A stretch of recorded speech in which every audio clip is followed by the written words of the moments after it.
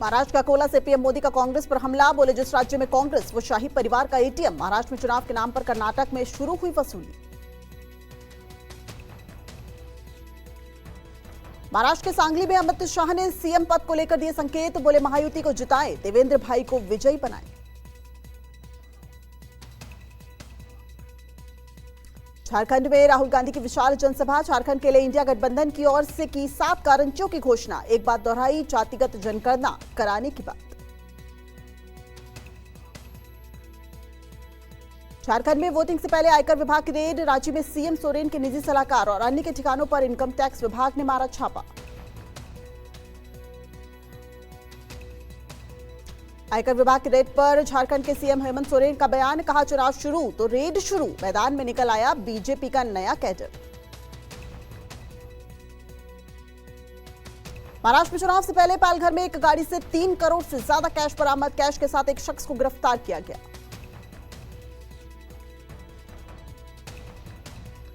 Shiv Sena UBT नेता संजय राउत का बड़ा बयान, कहा चुनाव से पहले जेल से छोड़े जा रहे हैं गुंडे, शिंदे और बीजेपी पर लगाया गुंडों को छुड़वाने का आरोप। कांग्रेस शासित प्रदेशों के मुख्यमंत्रियों की कॉन्फ्रेंस, कांग्रेस की गारंटी फेल संबंधी बीजेपी के नैरेटिव को दिया जवाब। पापा बस गई? पता नहीं। पापा बस आ रही है? पता नहीं। लाइव बस ट्रैकिंग के लिए रेड बस करो, ये टाइम पास स्किप करो। भीड़ आने के 2 वजह।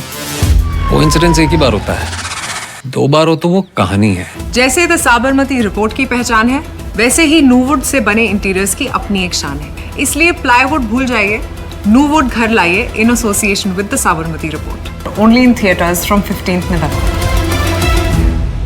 दादू दादू, ये प्रीमियम क्या होता है? बेटा प्रीमियम मतलब समझ लो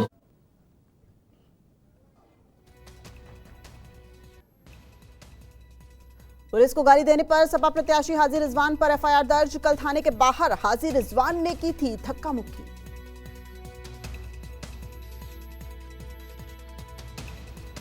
सपा प्रत्याशी हाजी रिजवान पर एफआईआर दर्ज, हाजी रिजवान ने लगातार पुलिस के खिलाफ धक्का मुक्की की थी और गाली गलौज की थी। एफआईआर दर्ज, सपा प्रत्याशी ने कहा बीजेपी को सर्टिफिकेट दे दो।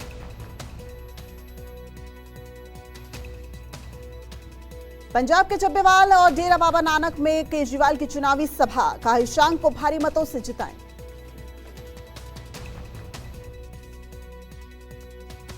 वायनाड फूड पैकेट मामले में एफआईआर दर्ज, कर राहुल और प्रियंका की तस्वीरों वाले फूड पैकेट हुए थे जब्त, एलडीएफ ने चुनाव आयोग में दर्ज कराई थी शिकायत।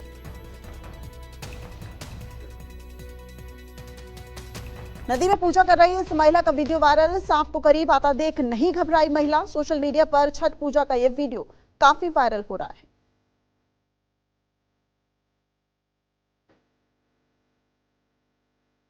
हावड़ा में शालीमार सिकंदराबाद साप्ताहिक स्पेशल ट्रेन डिरेल, मौके पर रेस्क्यू ऑपरेशन जारी। मुजफ्फरनगर में कपड़े की दुकान में महासंग्राम, ग्राहक और दुकानदार में जमकर हुई मारपीट, वीडियो वायरल, 2 गिरफ्तार।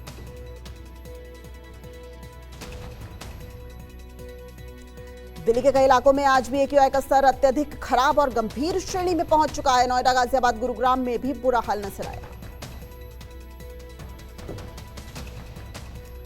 बिहार के मोतिहारी में पुलिस टीम पर हमला, बंदक को धुराने गई पुलिस टीम पर हमला हुआ, भीड़ में फंसे दरोगा ने की हवाई फायरिंग।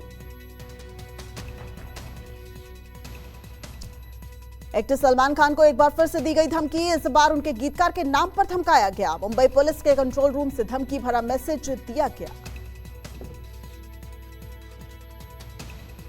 महाराष्ट्र के पुणे में भारत और ऑस्ट्रेलिया के बीच संयुक्त सैन्य अभ्यास का हुआ आगाज, सैन्य अभ्यास के दौरान आतंकी और ड्रोन हमलों पर जवाब देने पर विशेष जोर, 21 नवंबर तक चलेगा संयुक्त सैन्य अभ्यास।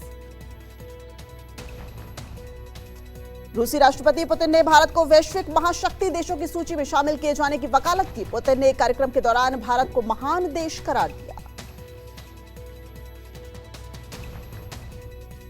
अमेरिकी न्याय विभाग ने ईरान पर एक बड़ी साजिश का खुलासा करने का किया है दावा। एफबीआई का दावा, ईरान ने डोनाल्ड ट्रंप की हत्या करने के लिए ईरान के किलर को सौंपा था जिम्मा। पाकिस्तान के क्वेटा रेलवे स्टेशन पर बड़ा धमाका, धमाके में 22 लोगों की मौत, 30 से ज्यादा लोग हुए घायल।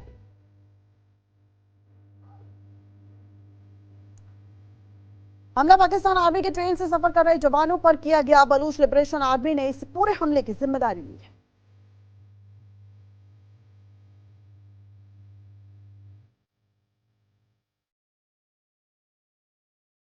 आप देख रहे हैं न्यूज़ 24। मैं हूं मानव गुप्ता। मुंबई में इस वक्त मेरे साथ हैं सना मलिक, नवाब मलिक की बेटी। लेकिन सिर्फ यही उनका परिचय नहीं है। नवाब मलिक ने अपनी राजनीतिक विरासत अणुशक्ति नगर से इस बार सना मलिक को सौंप दी और खुद नवाब मलिक अबू आजमी के खिलाफ अबू आजमी की सीट पर चुनाव लड़ने के लिए उतर आए हैं। सना मलिक, पहले तो यही बताइए कि अपने पिता की विरासत संभालने आप उतरी हैं, जीत का कितना भरोसा है और क्यों? पूरा भरोसा है जीत का, क्योंकि लगातार पिछले 7 सालों से अणुशक्ति नगर विधानसभा क्षेत्र में पिताजी के साथ राजकीय और सोशल वर्क दोनों ही करते आई हूँ। पहले उनके साथ करती थी, उनके नेतृत्व के नीचे करती थी, लेकिन जो शॉर्ट टर्म एब्सेंस था पिताजी का, तो डायरेक्ट लीड लेना पड़ा। लोगों ने जब वो जेल में थे जी, वो डायरेक्ट लीड लेना पड़ा। कुर्ला में लोग आते थे पिताजी से मिलने के लिए, और जो हमारी ऑफिस थी, हमारी कार्यालय का उद्घाटन नहीं हुआ था, शुरुआत नहीं हुई थी। आधे में वो कार्यालय को हमने शुरुआत कर दी, लोगों के लिए खोल दिया और उधर बैठ के लोगों से 1-on-1 संपर्क किया। हफ्ते में 3 दिन ऐसा होता था कि हम सिर्फ और सिर्फ जनता दरबार लगाते थे। जनता पूरा भरोसा और विश्वास लेके मेरे पास आती थी, और 4 दिन लगातार हम लोगों के बीच में जाके उनके गली मोहल्ले में, उनके बिल्डिंग्स में, चाहे वो पहाड़ पे हो, चाहे वो समंदर के किनारे हो, हम सब जगह पहुंचते थे। और कभी लोगों ने एहसास नहीं होने दिया कि इतना बड़ा एलिगेशंस उसके ऊपर लगा है। जैसा उन्होंने पिताजी के ऊपर विश्वास दिखाया, उतना ही भरोसा उन्होंने मेरे ऊपर रखा। ओके, पहला चुनाव है आपका?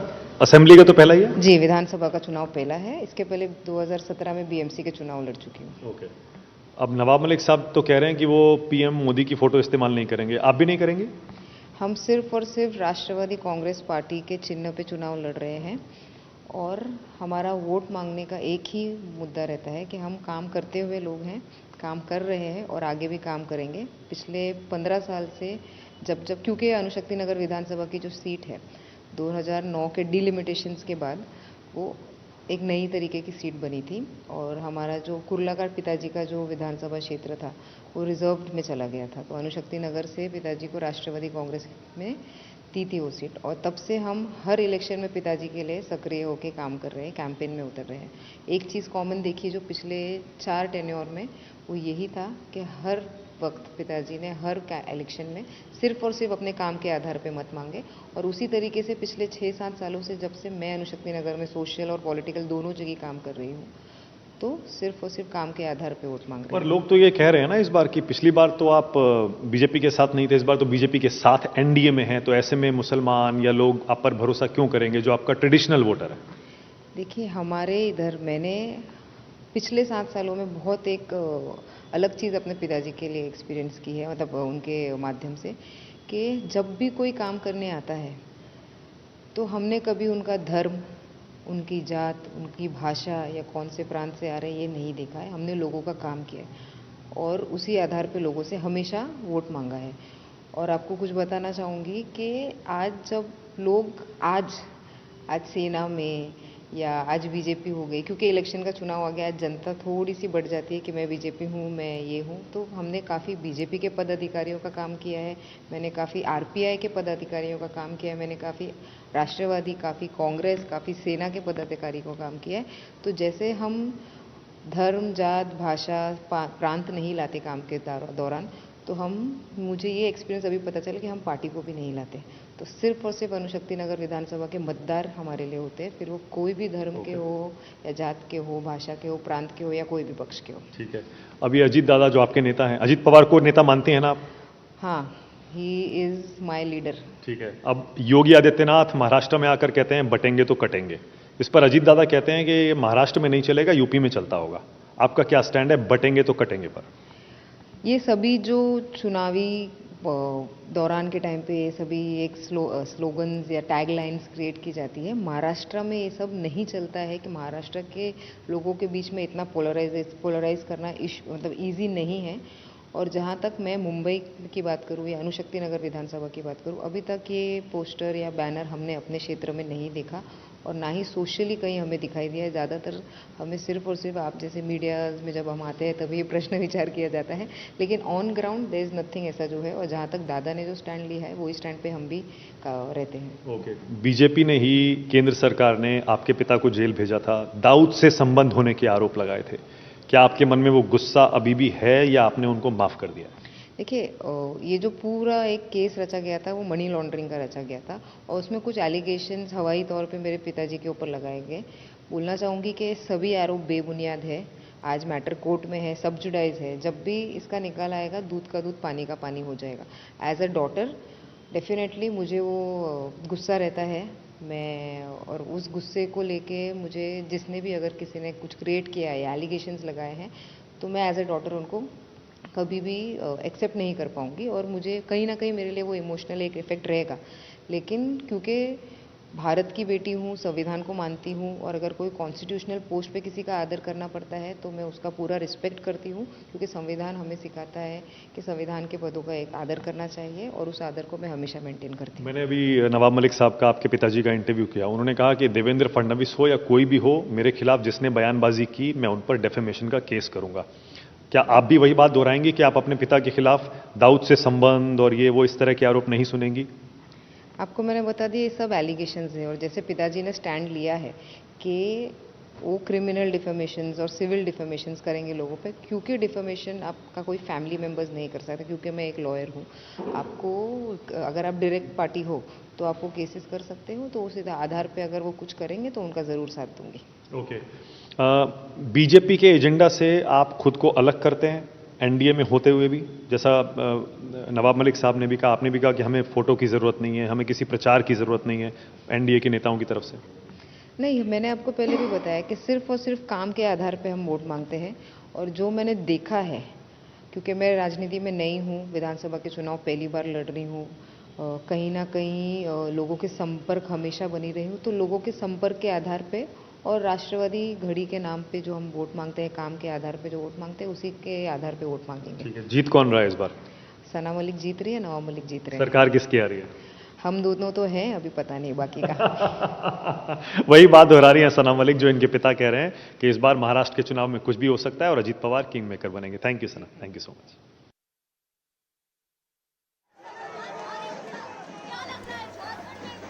और ये सीधी तस्वीरें आप देख रहे हैं केंद्रीय गृह मंत्री अमित शाह की, जहां जमशेदपुर में रैली करते नजर आ रहे हैं। इससे पहले अमित शाह ने रैली की जहां पर उन्होंने देवेंद्र फडणवीस को महाराष्ट्र के सीएम पद के लिए उनका नाम जो है वो आगे किया, यानी साफ तौर पर महायुति में सीएम कैंडिडेट कौन होगा इसके संकेत दिए। और ये आप तस्वीरें देख रहे हैं जमशेदपुर में अमित शाह की रैली, बड़ी संख्या में कार्यकर्ताओं का हजूम।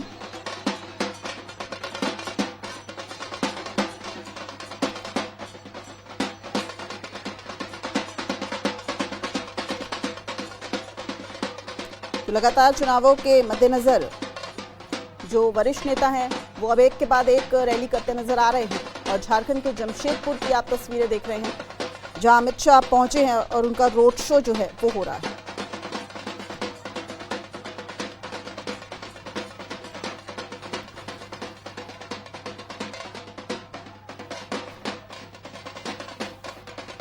अपनी अपनी पार्टी के प्रत्याशियों के समर्थन में प्रचार जो है वो किया जा रहा है।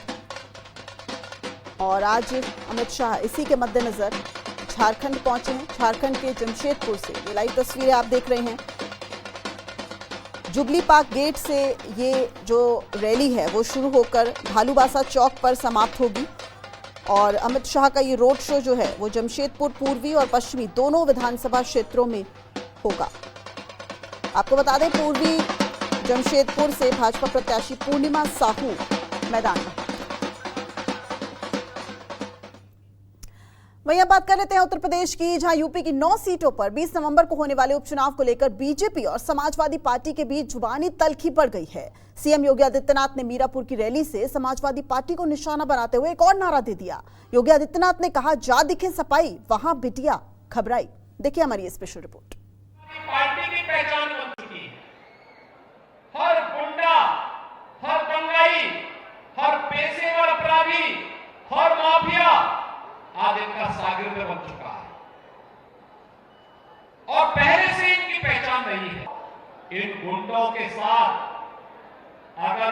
बातों से क्या हम बात करेंगे? अगर लातों से इनको नहीं ठीक करेंगे तो फिर ठीक होंगे कैसे ये सब लोग? यूपी की 9 विधानसभा सीटों की लड़ाई कितनी अहम है, सीएम योगी के आक्रामक तेवर और उनकी जबान इसी की तस्दीक कर रही है। समाजवादी पार्टी को गुंडे माफियाओं की पार्टी बताने वाले योगी आदित्यनाथ ने मीरापुर के मंच से एक और नारा दे दिया। संदेश ये कि समाजवादी पार्टी ही यूपी की बेटियों के डर का सबब है। लेकिन डिंपल यादव ने पूछ ही लिया कि आखिर आंकड़ों को कैसे छुपाओगे? आपके राज में महिलाओं के साथ क्या हो रहा है, ये कैसे छुपाओगे? जहां दिखे सफाई वहां बिटिया घबराई। ये तो समाजवादी पार्टी की पहचान बन चुकी है। हर गुंडा, हर दंगाई, हर पेशेवर अपराधी, हर माफिया आज इनका शागिर्द बन चुका है और पहले से इनकी पहचान रही है। बात ये नहीं है कि बेटियां घबरा जाती हैं। आज उत्तर प्रदेश में महिलाएं, हमारी बेटियां, हमारी बहनें सुरक्षित नहीं है। अगर आप एनसीआरबी के आंकड़े निकालेंगे तो आप देखेंगे लगातार महिलाओं के साथ अन्याय और उत्पीड़न के मामले बढ़ रहे हैं, दुगनी गति से बढ़ रहे हैं। और कहीं ना कहीं जो घबराने वाली बात कर रहे हैं, ये एक्चुअली समाजवादी पार्टी से भारतीय जनता पार्टी कहीं ना कहीं घबराई हुई है। इस वजह से ये अनशन भाषण दे रही है और जो मूल मुद्दे हैं उस पर कोई ध्यान न देते हुए इस तरह के बड़े बड़े प्लेटफॉर्म से इस तरह की छोटी छोटी बातें कर रहे हैं। मुजफ्फरनगर जिले की मीरापुर सीट से योगी आदित्यनाथ ने जो तेवर दिखाया वो अखिलेश यादव को भी रास नहीं आया। समाजवादी पार्टी के मुखिया और यूपी के पूर्व मुख्यमंत्री अखिलेश यादव ने भी योगी आदित्यनाथ के बयान को हार के डर का सबूत बता दिया। सोशल मीडिया प्लेटफॉर्म एक्स पर अखिलेश यादव ने लिखा, डरे हुए इंसान की सबसे बड़ी पहचान होती है उसकी नकारात्मक बातें। जिनके पास अपनी कोई उपलब्धि नहीं होती वो दूसरों की बात करते हैं। नकली मुस्कान असलियत नहीं छुपा सकती। अगर प्रतिशत में समझो तो 100 की 100। भाजपा उपचुनाव में हार रही 9 की 9। यूपी में 9 सीटों की लड़ाई को लेकर पोस्टर वॉर भी तेज हो गया। बटेंगे तो कटेंगे के जवाब में जुड़ेंगे तो जीतेंगे का नारा देने वाली समाजवादी पार्टी की तरफ से एक और पोस्टर चस्पा हो गया। गोरखपुर से वाराणसी तक सुर्खियां बटोर रहे इस पोस्टर में अखिलेश यादव को अर्जुन और राहुल गांधी को कृष्णा के रूप में दिखाया गया। Bureau report, news 24। निष्पक्ष मतलब